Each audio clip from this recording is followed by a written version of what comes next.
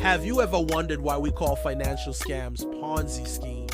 It all goes back to one man, a man who promised people the world, a man who convinced thousands that they could double their money in just 90 days, and a man whose name will become forever tied to one of the biggest frauds in history, Charles Ponzi. But here's the twist, Ponzi's story is not just about the 1920s. His scheme is alive today, dressed in new clothes.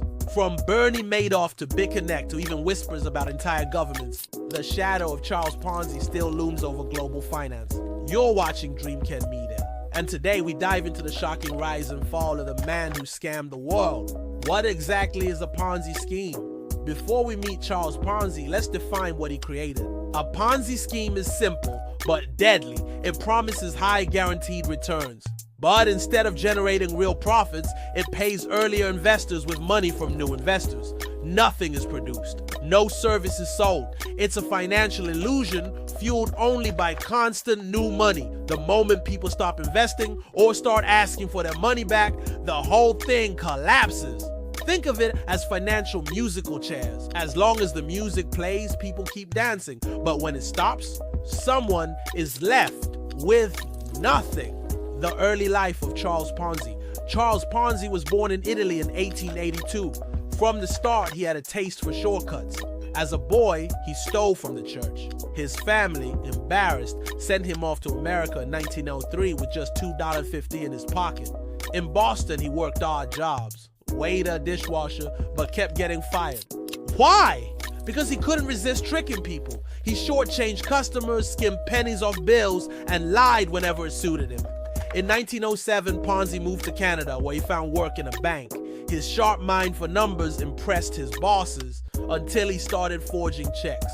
Caught, he spent 3 years in prison. When he got out, he tried smuggling immigrants across the border. Again, caught. Again, prison. Ponzi wasn't stupid. He was ambitious. But his ambition always looked for the quickest path. And in 1919, he believed he had found it. The big idea, postal coupons. Ponzi's genius began with something small, postal reply coupons.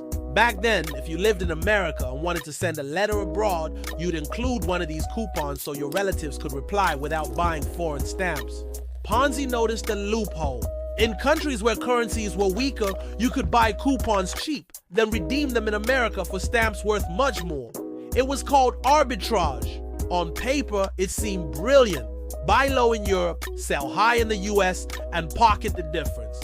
Ponzi bragged that for every $1 invested, he could return $5. But there was one problem. To actually make it work, he'd need an army of people traveling the world, buying millions of coupons and shipping them across oceans. The logistics alone would destroy any profit. So what did Ponzi do? He didn't bother with logistics at all. He skipped the hard work and just told people he was doing it. He sold the dream, the rise of a scam. Ponzi began promising investors 50% profit in 45 days or 100% in 90 days. The timing was perfect. It was the 1920s, America's roaring decade of speculation. Everyone was looking for a shortcut to riches. At first, Ponzi's scheme was small, but when early investors were actually paid back with money from newer investors, the word spread like wildfire. By March 1920, he had raised $400,000. By May, it was $1.6 million. By July, over $40 million had poured in. Adjusted for inflation, that's nearly $600 million today. His office in Boston was flooded with crowds. People took out their life savings, mortgaged their homes, even borrowed money just to invest with Ponzi. At his peak, Ponzi was averaging $3.4 million a day. And he lived like a king. He bought a mansion with air conditioning, almost unheard of in 1920. He drove luxury cars. He even bought the very shipping company he once worked for, just so he could fire his old boss. Charles Ponzi was no longer a broke immigrant. He was Boston's financial superstar. But cracks were forming, the beginning of the end. By mid-1920, Ponzi owed investors about $55 million. But the entire world's supply of postal coupons was only worth around $30,000. The math didn't add up. Journalists began asking tough questions. One headline read, "If Ponzi is so rich, why doesn't he invest his own money instead of borrowing ours?" Soon regulators got involved. Crowds panicked. A riot broke out outside his office as people demanded their money back. In just 48 hours, $27 million was withdrawn. And yet Ponzi paid everyone back, smiling, handing out coffee and donuts while people lined up. The confidence trick worked again. Some people even reinvested. But it couldn't last. Another wave of bad press hit, and this time it was fatal.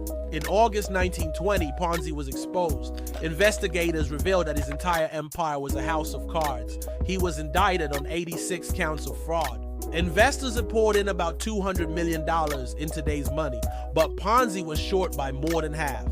Thousands lost everything. The king of shortcuts was finished. The legacy of Ponzi. Charles Ponzi spent years in prison. Afterward, he bounced around, from Florida real estate scams to schemes in Brazil, before dying broke in 1949, but his name lived on. Our Ponzi scheme became shorthand for any fraud that uses new money to pay off old investors. And sadly, his blueprint inspired countless imitators. Modern Ponzi schemes. Ponzi scheme may have started in the 1920s, but the same trick appears again and again. Reed Slatkin, a Scientology minister, scammed 800 investors for nearly $600 million in the 1980s. Scott Rothstein, a flashy Florida lawyer, ran a $1.2 billion Ponzi in the 2000s using fake legal settlements. Alan Stanford defrauded investors of $7 billion through offshore certificates of deposit. And the most infamous modern case, Bernie Madoff, once chairman of NASDAQ, who orchestrated the largest Ponzi in history, over $65 billion vanished, wiping out fortunes of celebrities, charities, and pension funds. Even in crypto, history repeats itself. BitConnect promised investors 40% monthly returns through a magical trading bot. At its peak, it was worth billions, before collapsing into one of the largest crypto scams ever. Different faces, different times, same scheme. Is the US government running a Ponzi scheme? Here's a controversial idea. Some economists argue that even governments operate Ponzi-like systems. Take the US Federal Reserve. The government borrows trillions, pays old debts with money from new investors, and prints more money when needed. Even Bernie Madoff himself from prison once claimed the US government is running the biggest Ponzi scheme in the world. Whether you believe that or not, the comparison is chilling. Why people fall for it? If Ponzi schemes are so obvious, why do people keep falling for them? The answer is simple. Human psychology. The promise of easy money is powerful. The fear of missing out. Everyone's investing. I should too. The illusion of legitimacy, when early investors really do get paid, and the charisma of a confident leader who tells you exactly what you want to hear. Greed plays a role, yes, but often it's just hope. Hope for a better life. Lessons from Ponzi. Charles Ponzi's story is a warning that still matters today. Here's how you can spot a Ponzi scheme. Promises of guaranteed high returns with little risk. Consistently too good to be true profits, regardless of market conditions. Secrecy or complexity that prevents you from understanding how the business really works. Pressure to recruit others or reinvest your earnings. If you see these red flags, run. Charles Ponzi may have died broke and forgotten, but his scam lives on, reshaped for every new generation. In the end, his story reminds us of a painful truth.